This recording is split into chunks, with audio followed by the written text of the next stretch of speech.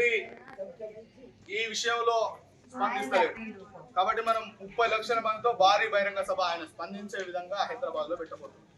ఆ సభకు మీరు అందరూ రావాల్సిందే. మీకోసమే సభ జరుగుతుంది.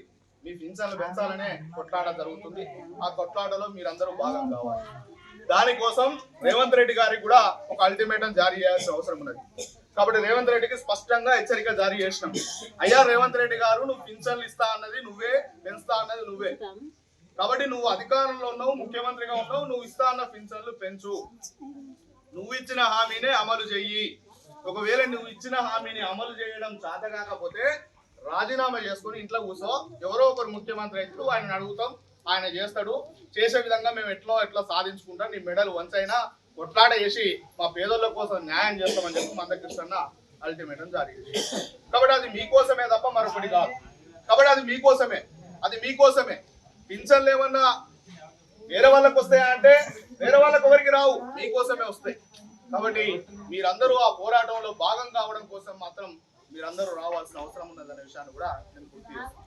కాబట్టి అందులో భాగంగా రాష్ట్రం మొత్తం సభలు పెట్టుకుంటూ జరుగుతున్న విషయాలు చెప్పుకుంటూ మందకృష్ణ రేపు 8వ తారీఖు సోమవారం షాద్ నగర్ కు వస్తున్నారు.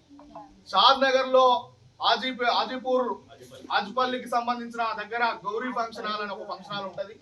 ఆ గౌరీ ఫంక్షన్ హాల్లో ఈ షాద్ నగర్ నియోజకవర్గానికి సంబంధించిన పెన్షన్దారుల మీటింగ్ జరగబోతుంది. ఇగో ఈ షాద్ నగర్ లో కూడా ఇంతమంది బాధపడుతున్నారు.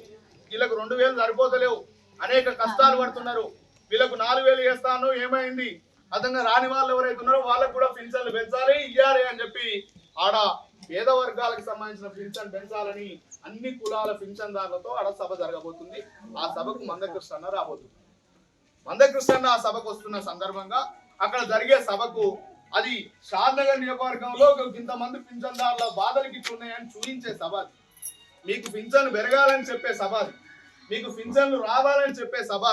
కాబట్టి ఆ సభకు మీరందరూ రావడం ద్వారా ఒక 4-5 వేల మంది కనుక సభకు వస్తే ఆ 4-5 వేల మంది ముంగడ మందకృష్ణ మాట్లాడి ప్రభుత్వానికి విషయాలు చెప్పే ప్రయత్నం చేస్తే అది ఇంటెలిజెన్స్ ద్వారా 5,000 మంది షాద్ నగర్ లో ఇన్ని బాధలు పడుతున్నారా, వీళ్ళకు 2,000 సరిపోతలేవని చెప్పి గిల్లు స్వచ్ఛందంగా ఇంతమంది వచ్చిర్రా అని చెప్పి ఇంటెలిజెన్స్ ద్వారా, పోలీసుల ద్వారా ప్రభుత్వానికి సమాచారం పోయే అవకాశం ఉన్నది.